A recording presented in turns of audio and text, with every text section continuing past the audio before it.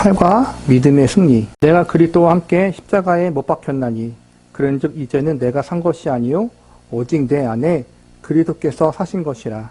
이제 내가 육체 가운데 사는 것은 나를 사랑하사 나를 위하여 자기 몸을 버리신 하나님의 아들을 믿는 믿음 안에서 사는 것이라. 본문 내용은 지금까지 생각해온 성화의 신비에 있어서 가장 중요한 성경의 본문이었고 믿음으로 우리가 사는 줄 알고 있는 중요한 신앙의 내용들입니다. 내 안에서 그리스도께서 사시는 것이 어떻게 나의 것이 되는가를 지금까지 확인했습니다. 그래서 우리가 확인한 것은 이 문제가 우리의 믿음을 유효화시키기 위하여 진심과 열심을 동원하는 것이 정답은 아니라는 사실을 확인했습니다. 우리가 믿음에 대해 가지는 일반적인 본성은 믿음이란 것을 하나님 혹은 일반적으로 얘기할 때 믿는 신을 감동시키고 만족해하는 종교적 행위로 이해되어 기독교인들마저도 하나님을 향한 믿음의 확인을 진심과 열심으로 확보하려는 생각을 본성적으로 가집니다. 저도 해본 일이고 여러분 중 다수가 이 방법을 써봤을 것입니다.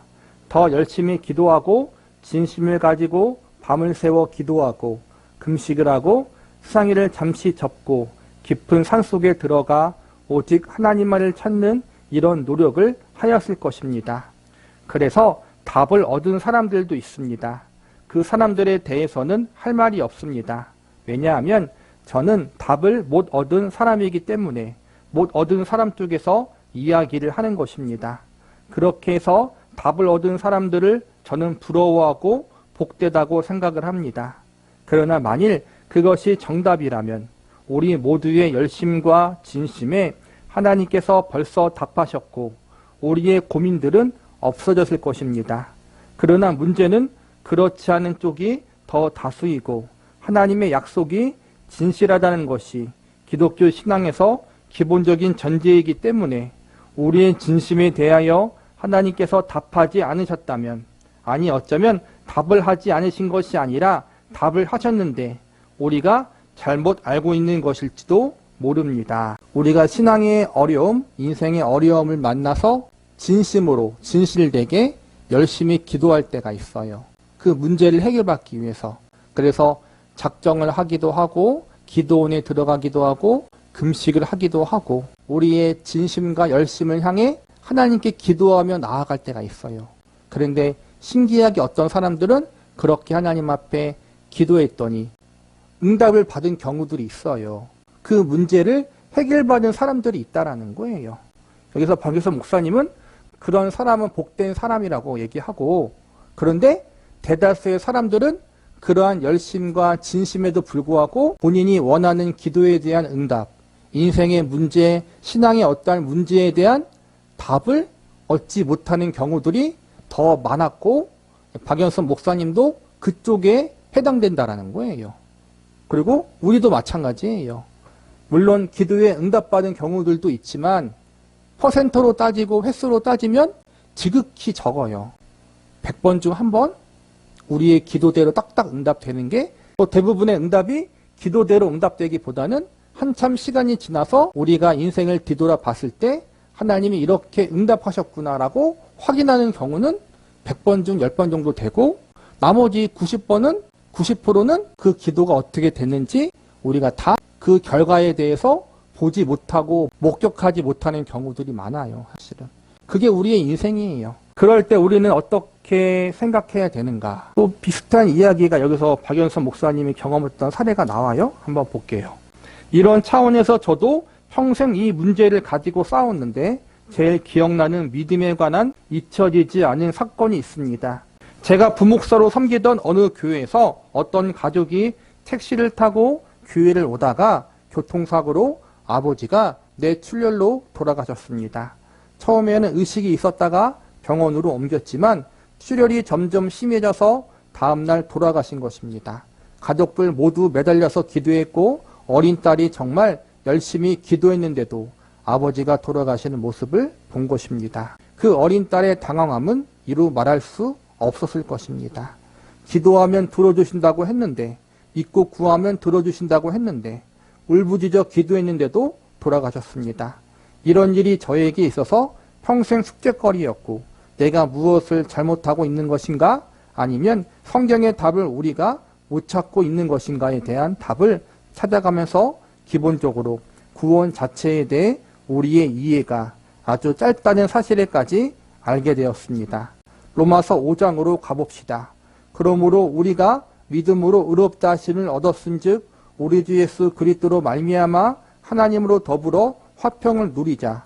또한 그로 말미암아 우리가 믿음으로 서 있는 이 은혜에 들어감을 얻었으며 하나님의 영광을 바라보고 즐거워하느니라. 다만 이뿐만 아니라 우리가 환난 중에도 즐거워하나니 이는 환난은 인내를, 인내는 연단을, 연단은 소망을 이루는 줄 알미로다. 하나님의 영광을 바라는 이 자리에까지 보편적인 방법이 환난을 통해서라고 이야기하고 환난을 통해 인내와 연단을 하나님의 영광이라는 결국의 완성이 우리에게 주어지고 소망을 이룬다고 말합니다. 소망이 부끄럽게 아니함은 우리에게 주신 성령으로 말미암아 하나님의 사랑이 우리 마음에 부은 바 됨이니 우리가 아직 연약할 때 기약대로 그리스도께서 경건치 않은 자를 위하여 죽으셨도다. 의인을 위하여 죽은 자가 쉽지 않고 선인을 위하여 용감히 죽는 자가 혹 있거니와 우리가 아직 죄인 되었을 때 그리스도께서 우리를 위하여 죽으심으로 하나님께서 우리에 대한 자기의 사랑을 확증하셨느니라. 우리에게 약속된 소망, 즉 구원의 결국과 구원의 완성이 어떻게 실패 없이 이루어질 것인가에 대한 이 일은 우리의 능력이나 자격을 근거로 하지 않고 하나님의 사랑을 근거로 한 탓이라고 이야기하는 것입니다. 이 이야기는 굉장히 중요한 문제입니다. 구원을 얻은 하나님의 자녀들은 그 시작부터 하나님의 사랑이라는 것이 이유이고 근거이기 때문에 하나님의 그 의지와 사랑으로 출발한 하나님의 신실한 약속과 기뻐하심이 우리의 구원을 이루고 완성하실 유일한 근거라고 가르치는 것입니다. 우리의 현실은 환난 속에서 인내하고 연단을 받고 있습니다. 인내하고 연단을 받는 중이라 함은 완성이 아직 아니기에 받는 자에게 이것이 좌절스럽다라는 말입니다. 우리가 믿음에서 요구하는 것은 믿음을 내가 갖추면 결과가 오리라고 기대하지 않습니까? 우리가 제대로 된 믿음을 소유하면 하나님께서 확신과 평안과 결과를 주실 것이라고 기대하는데 우리가 현실 속에서 그런 진심과 소원을 가졌을 때 하나님께서 언제나 확신과 평안과 결과를 주시느냐 하는 것입니다. 그렇지 않다는 것에 대해 속상합니다. 그런데 그때 무슨 생각이 드느냐 하면 내가 제대로 가고 있는가? 나에게 시작된 구원이 정말 진짜 구원이고 그 약속된 결과까지 갈 수 있을 것인가라는 의심이 늘 붙어 다니지 않습니까? 그래서 나오는 말씀으로 소망이 부끄럽지 아니함은 성령으로 말미암아 하나님의 사랑으로 부은 바 되었다는 것입니다. 앞서 나왔던 예시처럼 열심히 기도하고 하나님을 의지하고 심지어는 하나님을 예배하러 가는 그 길 가운데 사고가 나서 성도들이 죽는 경우들이 있어요. 많이 있어요, 사실은. 제가 어렸을 때 부목사님이 새벽 예배 차량 운전을 하다가 사고가 나서 사모님이 돌아가신 경우가 있어요. 어렸을 때 저희 어머니 친구가 암으로 돌아가시는 경우도 있었고 교회에서 막 단체로 정말 작전 기도하고 했는데 결국엔 돌아가시더라고. 목사님은 하나님이 낫게 해주실 것이다 했는데 돌아가셨어요. 우리가 볼 때는 참 믿음을 가지면 기도가 응답받고 우리가 바라는 기대대로 나쁜 기대를 바라는 건 아니잖아요. 우리가 최소한 예배당에 가는 길을 보호해 주시고 병을 낫게 해 주시고 큰 걸 바라는 것도 아니에요. 성공과 번영을 바라는 것도 아닌데 최소한의 생명과 안전을 보장해 달라는 건데 그게 이루어지지 않을 때도 있어요. 그런 걸 보면서 내 믿음이 잘못된 것인가? 내 기도가 하나님께 응답되지 않은 것인가? 라는 그러한 믿음의 회의가 들 때가 있다는 거예요. 그런데 성경에 보면 우리가 믿음 생활을 하는 것 자체 가운데 환난이 있고 그 환난을 통해서 우리가 믿음의 인내를 배우게 된다고 나와 있어요. 환난과 연단은 우리 성도들에게 있어서 필수 코스라는 거예요. 그런 환난 때문에 그러한 연단 때문에 또 우리의 기도가 응답받지 못하는 것 같은 그런 상황이 와도 좌절하지 말라는 거예요. 예수님 안에 붙잡혀 있는 우리의 인생과 운명은 여전히 변치 않다라는 거예요. 환난과 고난이 없어짐을 통해서 하나님이 우리와 함께 하심을 보여주는 게 아니라 환난과 고난의 상황 속에서 하나님이 함께 하신다는 것을 우리에게 알려주신다는 거예요. 그리고 그 가운데 내가 믿음으로 바로 서 있기도 하지만 이런 시험 때문에 낙심할 때가 많이 있잖아요. 그런데 그러한 낙심 가운데에서도 여전히 하나님이 우리를 붙잡고 있다는 거예요. 내가 믿음이 좋아서 나를 구원해 주시고 내가 하나님 앞에 열심히 있기 때문에 믿음과 구원이 유지되는 게 아니라 우리를 구원하신 것이 시작부터 나에게 근거가 있는 것이 아니라 예수님의 사랑의 근거가 있기 때문에 내가 신앙생활 도중에 낙심하고 실망하고 쓰러져도 그것이 우리로 하여금 하나님 앞에 구원이 포기되어지는 원인이 될 수 없다는 거예요. 시작도 예수님의 사랑으로 시작되었기 때문에 도중에 내가 못한다고 해서 하나님이 우리를 포기하지 않는다는 거예요.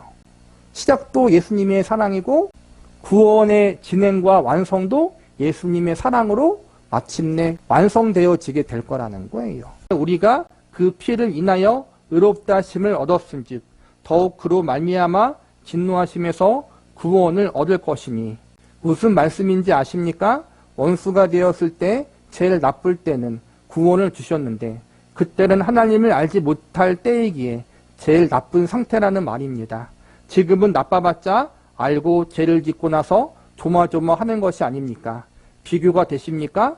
원수가 되었을 때도 구원하셨는데 지금은 의심하고 미약해진 정도밖에 되지 않으니 그때보다 지금이 훨씬 낫지 않으냐. 지금 수준 갖고 뭘 절망하느냐 하는 이야기입니다. 곧 우리가 원수 되었을 때 그 아들의 죽으심으로 말미암아 하나님으로 더불어 화목되었은즉 화목된 자로서 더욱 그의 살으심으로 인하여 구원을 얻을 것이니라. 아들을 죽여서 우리를 구원시켰다면 예수 그리스도의 부활의 능력과 살아서 편드는 그리스도의 사역으로는 얼마나 더 큰 힘과 보호를 받겠느냐 하는 이 두 가지 대조의 평행을 아시겠습니까? 우리는 자꾸 무엇을 놓치느냐 하면 예수님께서 십자가를 지셨다는 것을 언제나 놓칩니다. 우리는 자격이 있어서 보상을 받았다고 생각합니다. 괜찮은 사람이라고 생각합니다. 그리고 괜찮은 사람이 더 괜찮아져야 된다고 생각하고 괜찮지 않은 것이 확인될 때 아주 기겁을 하고 놀랍니다. 여러분은 옛날에도 괜찮지 않았고 지금도 괜찮지 않았습니다. 예전에도 한없이 은혜가 필요했고 지금도 한없이 은혜가 필요한 것입니다. 하나님이 우리를 언제 구원하셨어요? 죄인이었을 때 구원하셨어요. 우리가 아직 죄인 되었을 때 예수님으로 말미암아 구원하셨어요. 즉 하나님과 원수가 되었던 상태에 있을 때 우리를 구원하신 하나님이 지금 하나님의 백성이 된 상태에 있는 우리가 조금 못하고 낙심하고 시험에 들었다고 해서 버리시지 않는다라는 거예요. 하나님과 원수 되었던 최악의 상황에서 우리를 자녀 삼으신 하나님이 지금은 못해봤자 실망하는 것이고 못해봤자 조금 불순종하는 것이지 하나님과 원수된 상태로 다시 가지 않는다라는 거예요. 그런 우리를 하나님이 버리지 않는다라는 거예요. 구원이 하나님의 손에 달려있다는 게 이런 의미예요. 믿지 않았을 때 우리를 구원하신 하나님이 믿은 다음에 우리를 버리거나 포기하지 않으신다. 하나님의 신실함에 구원이 달려있다. 그것을 말하는 거예요.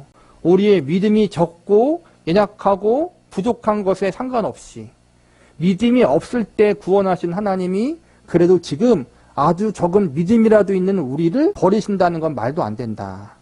예수님의 생명을 이미 주고 나서 구원하셨는데 그 생명 때문에 우리의 구원을 계속해서 이어가신다는 거예요. 그리고 우리가 기억해야 될 것은 구원받기 전에도 우리는 형편없었고 구원받은 이후에도 우리의 모습은 여전히 형편이 없다는 거예요. 여전히 형편없는 사람이 조금 더 형편없다고 낙심할 필요 없다는 거예요. 하나님 은혜만 의지하며 가야 한다는 것을 우리는 늘 기억해야 돼요. 기도원이나 어떠한 예배에 가서 은혜 받고 감동을 받으면 나는 좀 괜찮은 사람이라고 여길 때가 많아요. 그러다가 그 은혜와 감동을 잊어버리면 나는 형편없는 사람이다. 그렇게 다시 낙심해요.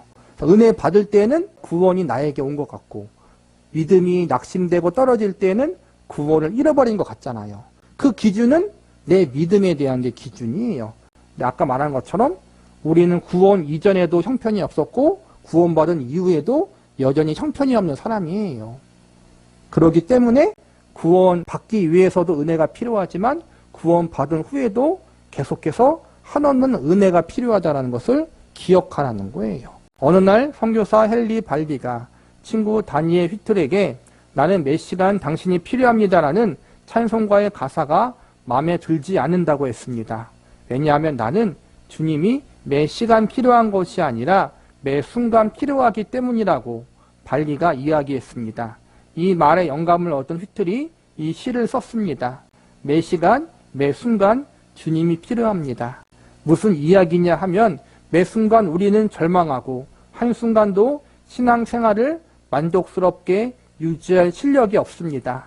그래서 로마서 5장이 하는 이야기는 예수께서 왜 죽으셨느냐와 죽음으로써 주신 은혜와 죽음이 만든 은혜가 100이라면 부활하셔서 주시는 은혜는 몇 갑절이나 더 되지 않겠느냐라는 두 대조를 평행법으로 써서 우리를 확인시킵니다.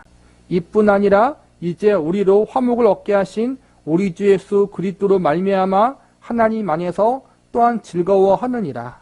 로마서 5장의 내용은 우리가 믿음으로 구원을 얻었다는 것이 방법과 조건의 이야기가 아니라 하나님과의 관계에서 사랑으로 부름받고 있다는 것입니다. 우리 주 예수 그리스도로 말미암아 하나님께 감사하리로다. 누가 이 사망의 몸에서 나를 건져내랴. 예수 그리스도 안에서 하나님께서 건져내셨다. 오라 나는 공고한 사람이로다. 이 사망의 몸에서 누가 나를 건져내랴의 해답이 예수 안에서 하나님만이 하셨다. 내 능력은 죄의 법 아래에 있고 그 법을 이길 힘이 없습니다. 해답은 어디 있습니까? 예수 그리스도 안에 있었습니다. 예수 그리스도 안에 있지 나한테 있지 않습니다. 로마서 8장을 봅시다. 그러므로 이제 그리스도 예수 안에 있는 자에게는 결코 정죄함이 없나니. 왜 정죄함이 없습니까? 예수 그리스도 안에 있는 자들은 하나님과의 관계가 법적 관계가 아니고 은혜와 믿음과 사랑의 관계로 부름받습니다. 가족이 되는 것입니다. 가족에 대해서 법을 기준 삼는 사람은 없습니다. 법은 누구한테 기준을 삼습니까? 타인끼리는 법을 기준 삼습니다. 법은 잘잘못에 대한 대가를 치러야 합니다. 잘하면 상 받고 못하면 벌 받아야 합니다. 그러나 가족은 법이 아니고 사랑과 신뢰의 관계입니다. 법적으로 용서받을 수 없는 것이 가족 관계에서는 넘어가는 것입니다. 믿음과 사랑의 관계로 부름받았다는 것입니다. 그래서 예수 그리스도 안에 있는 자는 결코 정죄함이 없습니다. 미흡한 것이 있습니다. 연약한 것도 있고 실족한 것도 있습니다. 그러나 그것은 우리 자녀들을 기르면서 경험했다시피 법으로 다스리는 문제가 아닙니다. 고치고 만족될 때까지 더 많은 간섭과 더 많은 징계가 있을 수는 있으나 처벌하는 것은 아닙니다. 하나님과 우리의 관계, 우리가 하나님 앞에 믿음으로 서 있다면, 즉 예수님을 믿고 영접했다면 우리와 하나님과의 관계는 사랑과 인격의 관계로 묶여 있다고 볼 수 있다는 거예요. 그래서 법 적용을 하지 않는다는 거예요. 우리가 잘못하고 죄를 지어도 하나님이 우리를 정죄하지 않는다는 거예요. 그래서 마지막 날 심판의 보좌 앞이 심판과 정죄가 아닌 은혜의 보좌가 되는 거예요. 우리와 하나님의 관계는 그런 관계에 있다는 거예요. 그렇기 때문에 마음의 자신감과 간사함을 가지라는 거예요.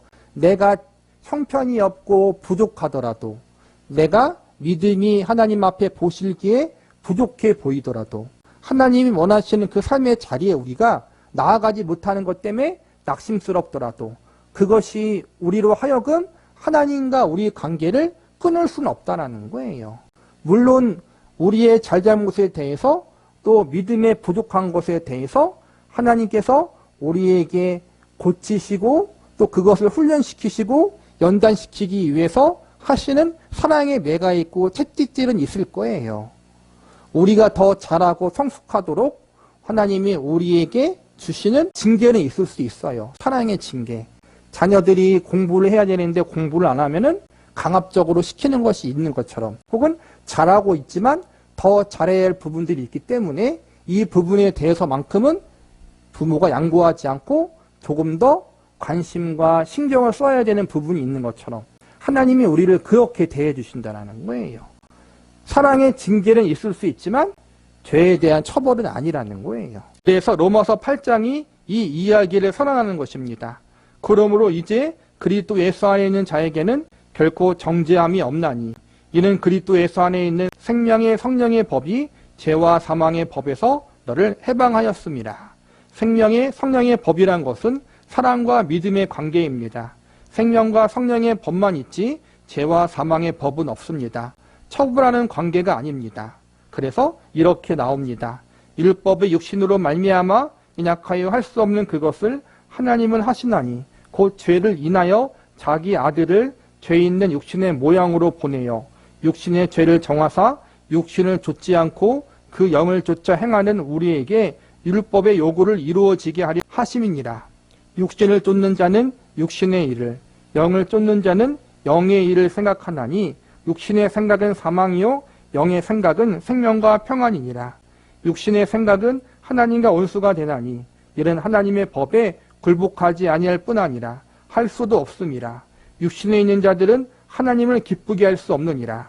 이 문제는 굉장히 많은 오해를 받는 부분입니다. 육신을 쫓는 자와 영을 쫓는 자란 행위의 법칙을 가지는 자와 믿음의 법칙을 가진 자라는 뜻입니다. 육에 속한 사람과 영에 속한 사람이라는 식의 표현을 워치만니가 대표적으로 썼습니다만 그것은 마치 신자의 어떤 신앙의 수준과 실력이 오직 주님의 말씀만을 쫓는 사람과 믿음을 가졌다고 이야기하면서도 죄 아래 자기를 넘기는 사람으로 구별하는 것을 여기서는 말하지 않습니다. 여기서 말하는 육신을 쫓는 사람이라는 것은 행위의 법칙을 쫓는 자를 말합니다. 행위의 법칙을 쫓는 자의 육신의 생각은 하나님과 원수가 되고 하나님께 굴복하지 않습니다. 성경엔 육신에 속한 자와 영에 속한 자를 이야기하는데 보편적으로 우리가 예수님을 믿고 영접했다면 우리는 다 영에 속한 자예요. 믿음이 연약하고 어떤 사람은 믿음이 성숙한 사람일 수 있어요. 믿음이 성숙한 자는 더 믿음대로 살겠지만 믿음이 아직 연약한 자는 성숙하지 못한 자는 자주 쓰러지고 때로는 세상의 가치관을 쫓아가려고 할 때가 있어요. 그러나 그렇다고 해서 그 사람이 육에 속한 자는 아니에요. 영에 속한 자예요. 영에 속한 자는 하나님이 책임지고 그를 이끌어 가신다는 거예요. 잘하든 못하든 하나님이 잘하면 더 잘할 수 있도록 역사하시고 못하면 사랑의 채찍을 들어서라도 그를 끌고 가신다는 거예요. 이것이 우리에게 어떠한 것을 근거로 둬서 하나님이 그렇게 하시는 것이 아니라 하나님이 근거가 되어서 하나님의 자녀로 삼으신 자를 끝까지 책임지시며 나아간다라는 거예요. 한마디로 우리의 구원과 성화가 우리 자신에게 달려있는 것이 아니라 하나님께 달려있고 그 하나님은 우리의 구원과 성화를 위해서 쉬지 않고 우리의 삶 가운데 들어와서 역사하시고 일하신다는 거예요. 예수님이 죽으심으로 말미암아 우리가 죄 용서함을 받고 구원을 얻었잖아요. 근데 그 죽으신 예수님이 다시 부활하사 영원히 살아계셔요. 죽으심으로 우리를 구원했다면 부활하사 지금도 영원토록 살아계시는 그 예수님께서 우리를 더더욱 붙잡아 주시지 않겠느냐. 죽음으로 끝나지 않고 살아있으니까 그 살으신 하나님이 우리 인생을 더욱 책임지시고 그 예수님이 우리의 삶을 더 붙들고 이끌어 가신다는 거예요. 이것이 우리로 하여금 방임을 가져다 주는 것이 아니라 더 감사함으로 나아갈 수 있도록 만들고 우리가 그렇게 나아가지 못할 때 하나님이 부모가 자녀를 양육하듯이 가르치듯이 그렇게 사랑과 때로는 채찍으로 붙들고 하나님이 원하시는 자리에까지 가도록 이끄신다는 것. 하나님이 우리에게 가지신 그분의 선한 계획이고 생각이라는 거예요.